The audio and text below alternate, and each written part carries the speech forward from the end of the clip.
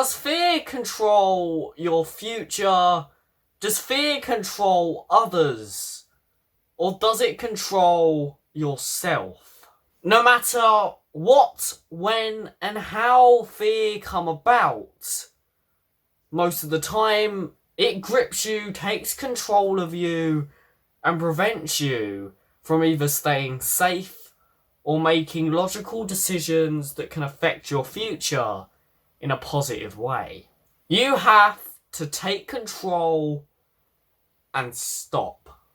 It's as simple as that.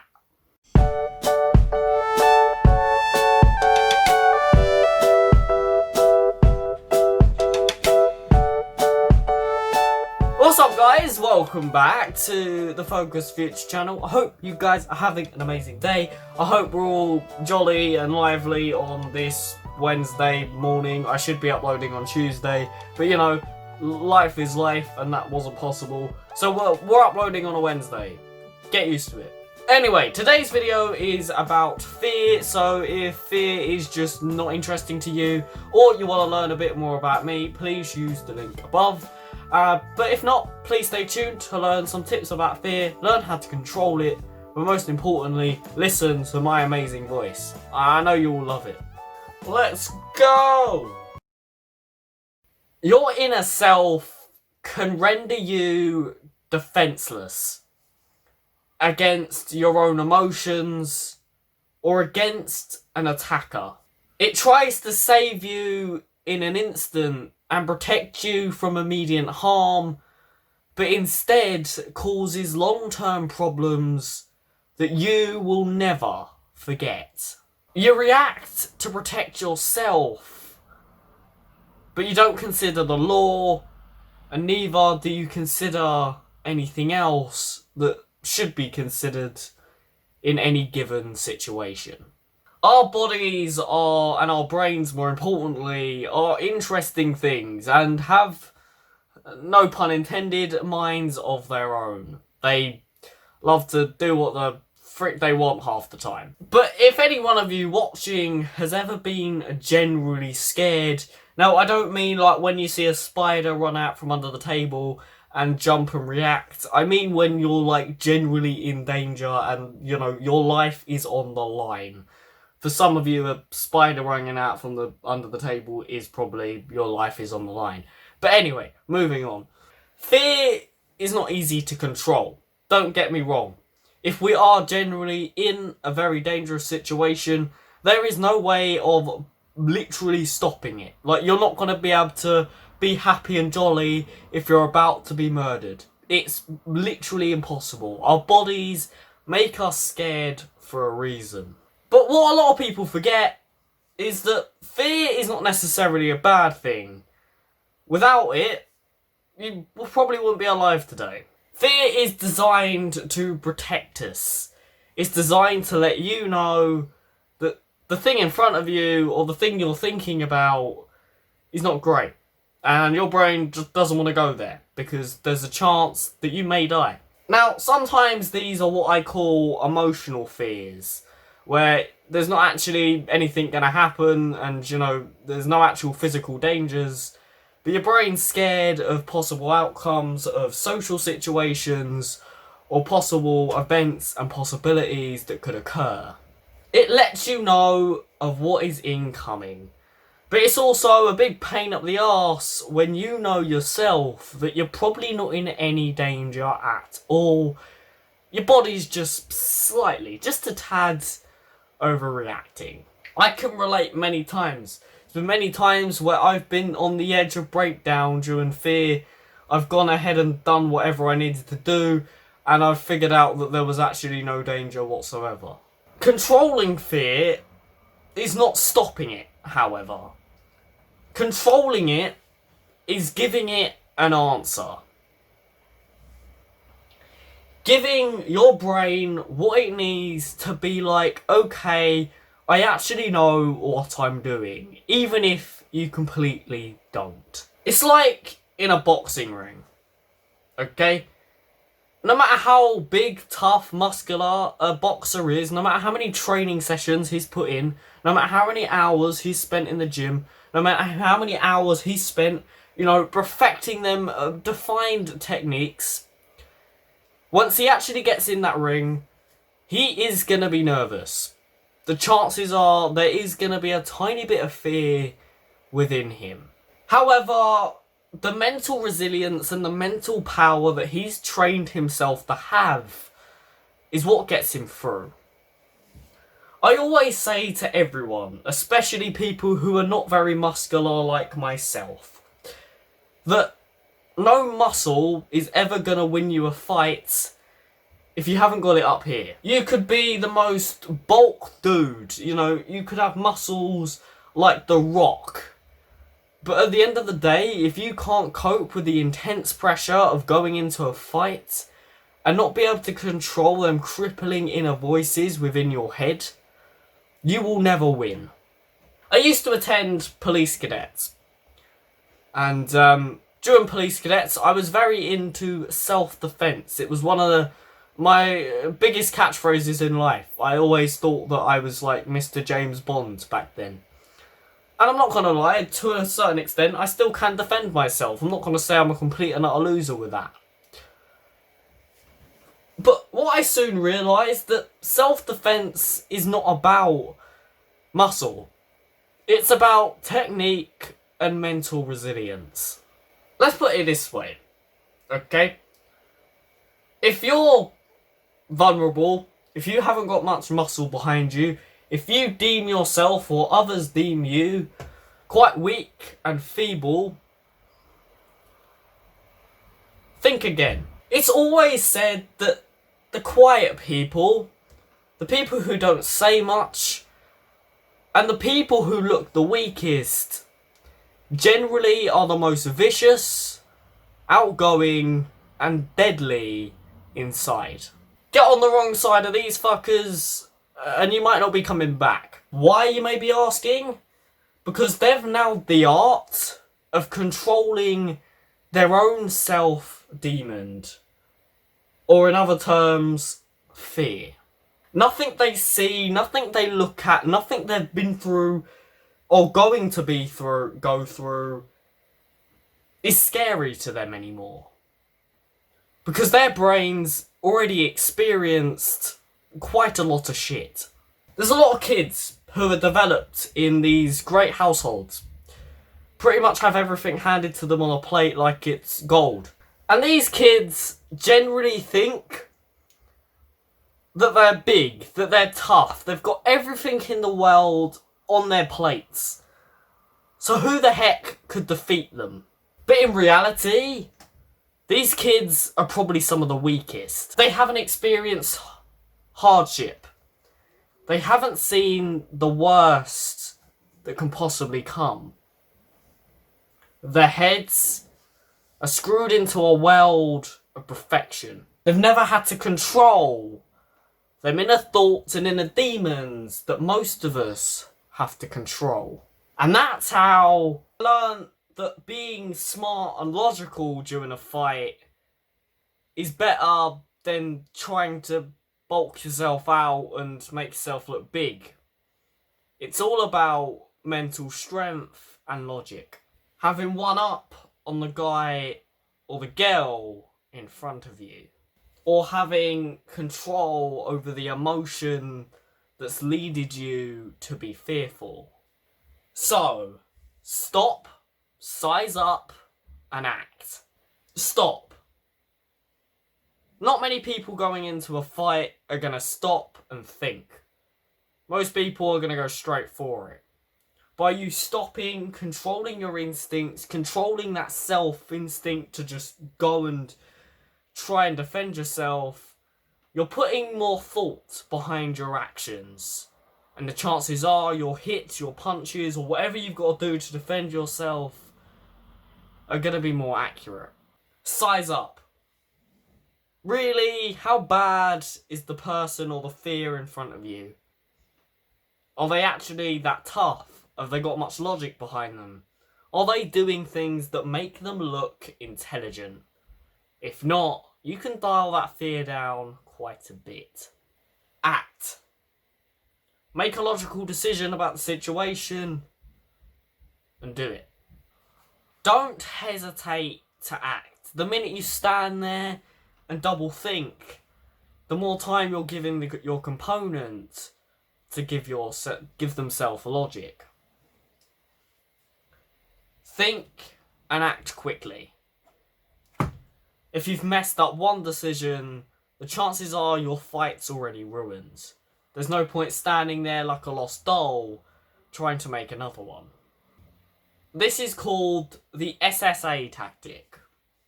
It's very simple. It's to control instinct and fear. Let me give you a quick example, a quick story. There was one time where me and my mate had just come out of a gym/centre place. We cross the roads, we go down the side of a path near a bus stop, and there's these two boys waiting there. I'm walking in front of my buddy. He's walking probably like 2-3 steps behind me. I've looked at these geezers standing at the bus stop. They definitely look dodgy. Why are they standing there in coats, jackets, when it's literally warm weather? I will never know. I start walking. I'm at a bit of a heightened state of alert, realising that they probably do pose a bit of a threat. I'm ready to react if anything does happen. My buddy, I couldn't say the same. We walk past, we get like 2 steps just past the bus stop. And the lads call us over. At this point, I've identified exactly what these fuckers want. They're going to try and either get money off me, or they're going to pull out a knife and try and stab me. However, again, they messed with the wrong geezer. So, I asked them what they want, in a harsh, strong-toned manner. I don't want to make myself seem vulnerable or weak. I want them to know that I'm not fucking about. Meanwhile, my buddy steps 5 steps back and prepares to leg it. Don't understand why. At this point, I've already identified that these kids are little, small, probably about 8-9 years old, way smaller than I am. Definitely not engaging in a fight with a bunch of 8-year-olds. Well, 2 8-year-olds actually. So I've already crossed that off my list. Not doing it. However, the centre that I'd just come out of was the centre I helped develop. I had all their managers' numbers, and the chances are they were preparing to go in there. So at this point, they are asking me for money. They're like, give me something. Have you got a pound on you or something? At this point, I'm like, maybe they just genuinely want money off me. Then one of them walks to the side of me. So one's standing in front, one's standing just to my left. He starts to clench his fist and his hands go near his pockets. I don't think he thought I noticed. At this point, I use what's called a circle technique.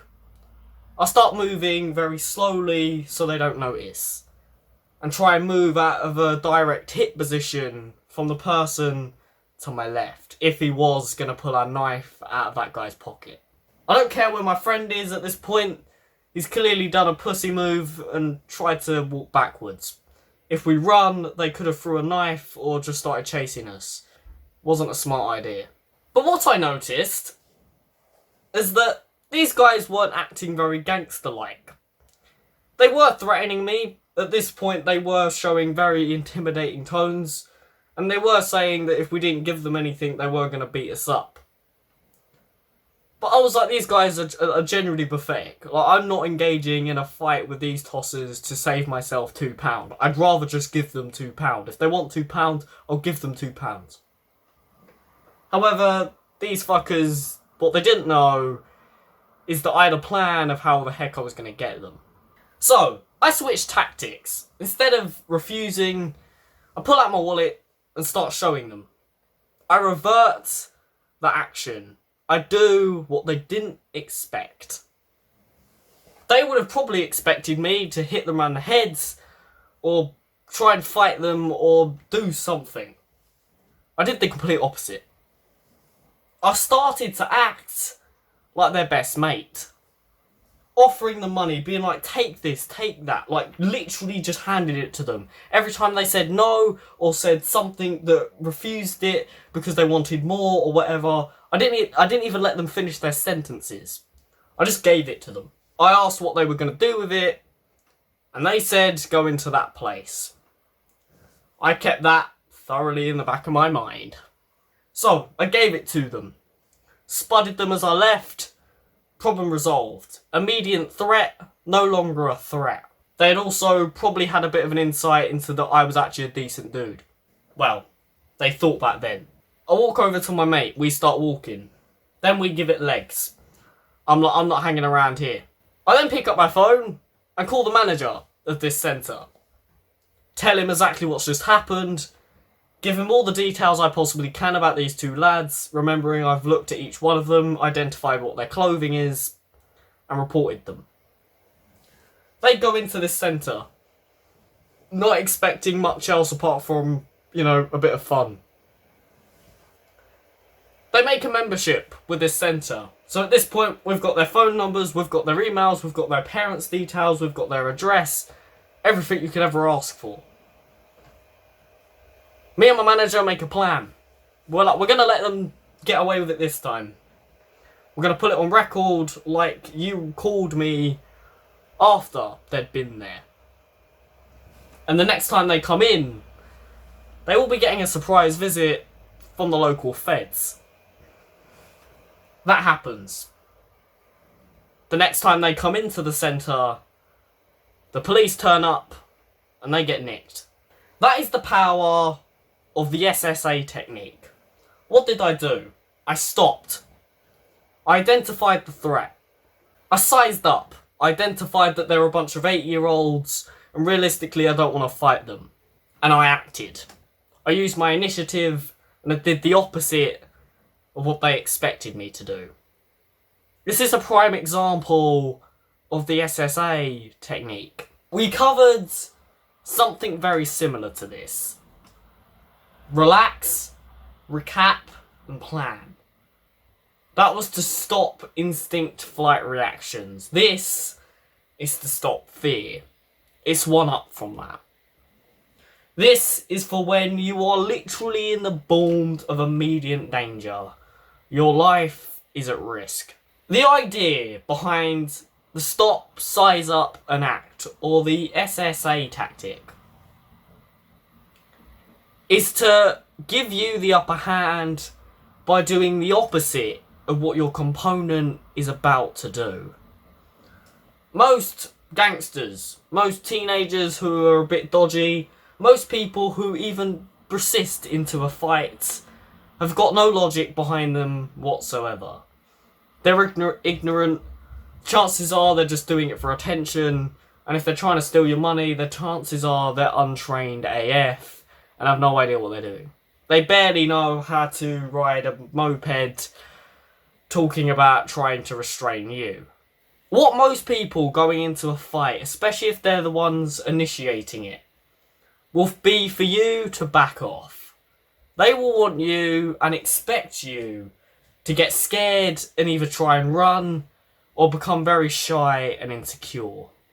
The chances are they're not going to expect you to turn around and start giving it some. Because again, you've identified yourself that you look weak, vulnerable, and scared in some situations. If they're looking at you that way, they're definitely not going to expect you to react.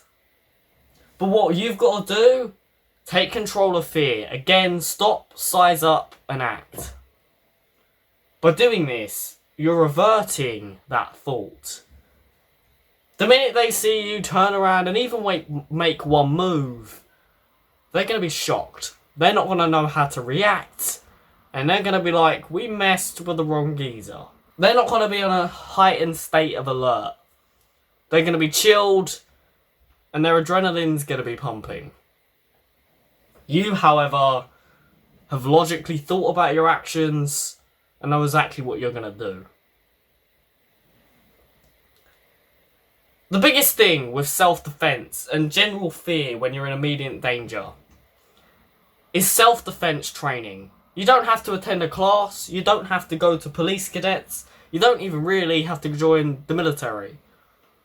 Simple self-defense videos on YouTube, practicing it with your best buddy, can teach you all you need to know and the basics of self-defense. Obviously, if you live in more dangerous areas, maybe heightening that up. But if you live in a local area where threats are not that high and it's very rare, even just simple self-defense videos on YouTube can teach you enough.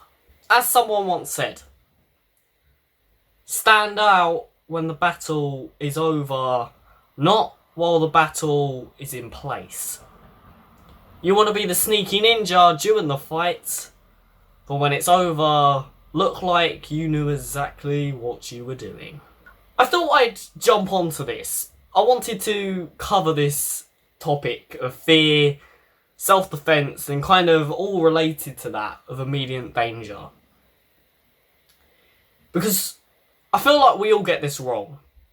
A lot of us don't think about this very much. We don't think about how our actions take control of us all the fucking time. And how just because you're weak, vulnerable, and all these other words that you get called, which you're probably not, chances are you've probably got a lot more brain power than some of these scumbags who sit at the gym all day. Now, I'm not promoting violence here, and I'm not even promoting that you don't go and work out. Please, go and look after yourselves. But just because you haven't got much muscle behind you doesn't mean you can't fight and defend yourself. Please don't forget that. So I'm going to leave this on 3 simple words. Stop, size up,